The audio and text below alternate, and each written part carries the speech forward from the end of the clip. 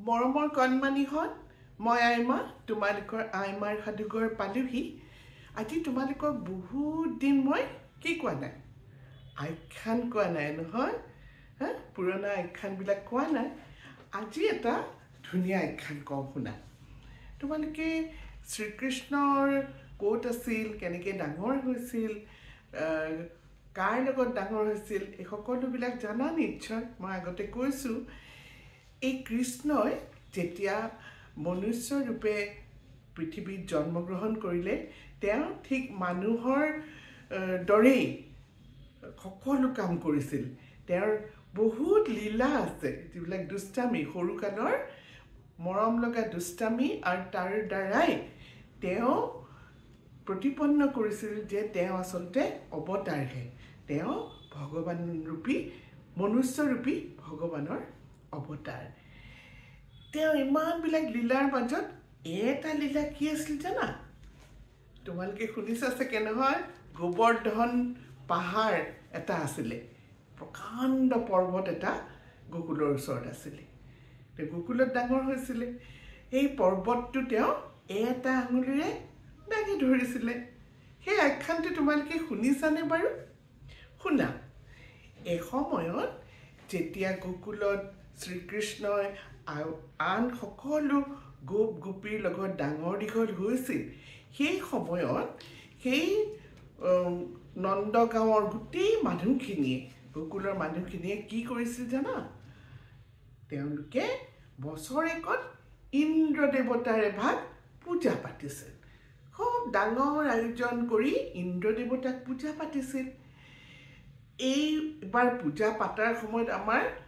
শ্ৰীকৃষ্ণ একেবাৰে বালক সৰু আছিলে তেওঁ শুনি আছিলে কথাবিলাক নন্দৰ ঘৰত আলোচনা চলি আছিলে যে পূজা পাতিব লাগিব এই বছৰৰ পূজাভাগ আমি দিব লাগিব ইন্দ্ৰ দেৱতাক নহ'লে তেওঁৰ খং উঠিলে আমাক আকৌ বৰষুণ নিদিলে আমাৰ খেতি বাতি নহ'ব এইবিলাক আলোচনা শুনি থাকোঁতে আমাৰ গোপালে মানে শ্ৰীকৃষ্ণই পটককৈ সুধিলে বয়োজ্যেষ্ঠসকলক তাৰমানে যিমানবিলাক বয়সীয়াল মানুহ তাত গোট খাইছিলে সকলোকে সুধিলে বাৰু আপোনালোকে কিহৰ কাৰণে ইন্দ্ৰক পূজা কৰিব কৈছে এইটো আমাৰ নিয়ম আৰু আমি বহুত বছৰ ধৰি ইন্দ্ৰক পূজা কৰি আহিছোঁ কাৰণ ইন্দ্ৰক পূজা নকৰিলেতো বৰষুণ নিদিলে আমাৰ খেতি বাতি নহ'ব তেতিয়া কি হ'ব গোটেই শুকান হৈ পেলাই আমি মৰিব লাগিব তেতিয়া ক'লে ইন্দ্ৰক আচলতে পূজা কৰিব দৰকাৰ নাই কৃষ্ণই ক'লে ইন্দ্ৰ দেৱতাহে ইন্দ্ৰই কি কৰিছে আমাক আমি পূজা কৰিব লাগে এই ডাঙৰ যে পৰ্বতখন গোবৰ্ধন পৰ্বতখন তাকহে আমি পূজা কৰিব লাগে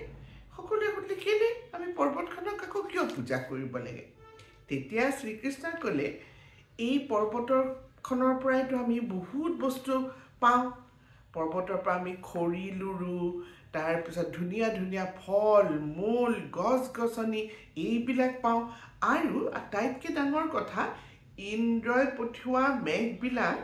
এই পৰ্বতখনৰ আৰু পৰ্বতমালাটোৰ গোটেই পৰ্বতৰ মালাটোত খুন্দা খাইহে আমাৰ তাত বৰষুণ হয় ইন্দ্ৰই আকৌ কি কৰে আমাৰ গোবৰ্ধন পৰ্বতখন নাথাকিলে বৰষুণ কেনেকৈ হ'লহেঁতেন এই বুলি বুজাই বঢ়াই চবকে সৈমান কৰি শ্ৰীকৃষ্ণই এইবাৰ ইন্দ্ৰৰ পূজাভাগ কালৈ আগবঢ়ালে গোবৰ্ধনলৈ আগবঢ়ালে পৰ্বতমালা গোবৰ্ধনৰ ওচৰলৈ সকলোবিলাকে ধুনীয়া পায়স ক্ষীৰ তাৰপিছত তোমাৰ দৈ মৌ ঘিউ নানান ধৰণৰ লাড়ু পিঠা পনা ফল মূল আদি কৰি প্ৰসাদ লৈ তেওঁৰ পূজা কৰিবলৈ গ'ল আৰু সকলোৱে একান্ত মনে তেওঁক পূজা কৰিলে গোবৰ্ধনো খুব সন্তুষ্ট হ'ল ইপিনে আকৌ ইন্দ্ৰইতো একদম পূজা খাবৰ কাৰণে তোমাৰ স্বৰ্গৰ পৰা নামি আহিছিলে এইবাৰতো ইন্দ্ৰৰ খুব খং উঠিলে এইবাৰ দেখোন মোক গোকুলবাসী একদম পূজাই নিদিলে গোবৰ্ধন পৰ্বতটো কেলৈ পূজা কৰিছে তেওঁৰ ইমান খং উঠিলে তেওঁ ওপৰৰ পৰা চাই থাকিল ইপিনে শ্ৰীকৃষ্ণই কি কৰিলে জানা তেওঁ ভেকশ্যন কৰি এই যে ফল মূল ধুনীয়া প্ৰসাদবিলাক দিছিলে তেওঁৰ লগৰ ল'ৰা গোটেই গোপসকলক ওপৰলৈ লৈ গ'ল আৰু ধুমধাম পেট ভৰাই মাখনে ঘিউৱে লাৰুৱে পিঠা সমস্ত উপভোগ কৰিলে ইন্দ্ৰৰ আকৌ খং উঠিলে আৰে মোক প্ৰসাদ নিদিয়ে এই গোপগোপীবিলাকে ইমান প্ৰসাদ খাইছে এই ইহঁতক এখাইকা মই দিবই লাগিব এই বুলি ইন্দ্ৰই মেঘবিলাকক আদেশ দিলে মেঘগণ আকৌ ইন্দ্ৰৰ ভক্তটোন গতিকে মেঘক ক'লে যা হুৰা হুৰে পানী ঢালগে গোটেই বুঢ়াই দে তাহাঁতক এই মোক পূজা নিদিয়াৰ ফল তাহাঁতি ভোগ কৰক তাৰপিছততো তোমাৰ ধাৰাসাৰে বৃষ্টি আহিবলৈ ধৰিলে ঢেৰেকণি গাজনি লৈ একদম এটা সপ্তাহ পুৰা পানী ঢালিলে মেঘে আৰু আমাৰ এই গোটেই তোমাৰ নন্দগাঁৱৰ মানুহখিনি গোকুলৰ মানুহখিনি হাৰাশাস্তি হ'বলৈ ধৰিলে তোমাৰ গৰু ছাগলী চব একদম মুটি ভাহি ফুৰিবলৈ ধৰিলে শ্ৰীকৃষ্ণই তেতিয়া কি কৰিলে জানা তেওঁৰ নিজ বলেৰে তেওঁ কি কৰিলে এটা আঙুলিৰ ওপৰত গোবৰ্ধন পৰ্বতখন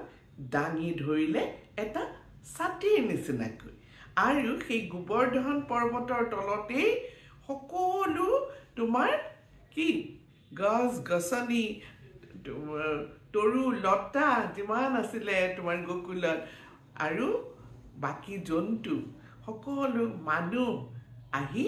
গোবৰ্ধন পৰ্বতৰ তলত আশ্ৰয় ল'লেহি আৰু তেওঁলোক সকলো নিৰাপদে বাচি থাকিল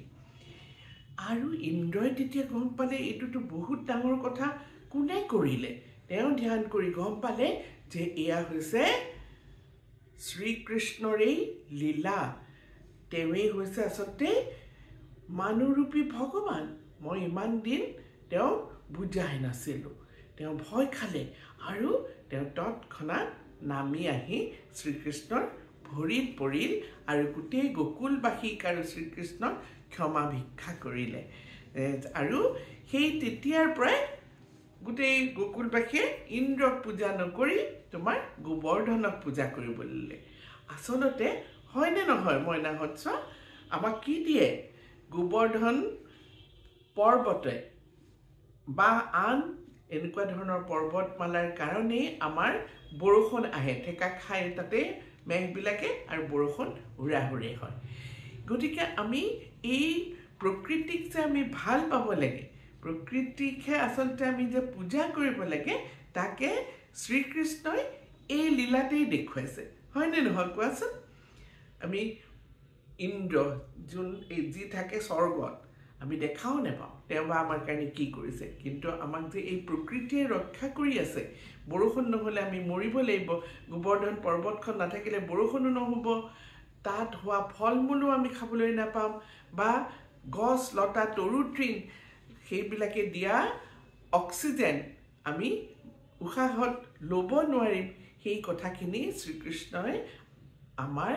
মনুষ্যগণক তেতিয়াই বুজাই থৈ গৈছে গতিকে মইনাহঁত আমি প্ৰকৃতিৰ সেৱা কৰিবই লাগিব আমি বাচি থাকিবলৈ হ'লে আমি গছ গছনি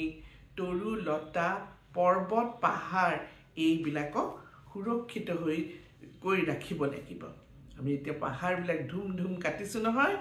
এতিয়া ইমান গৰম কেলেই পাইছোঁ এই যে পৰ্বতবিলাক কাটি পেলাইছে পাহাৰবিলাক কাটি ঘৰ বনাবলৈ আৰম্ভ কৰিছে কল কাৰখানা বনাইছে তাৰ কাৰণে আমি মনুষ্যগণে কষ্ট পাইছোঁ গতিকে আজি চোৱা কিমান দিনৰ আগতে এয়া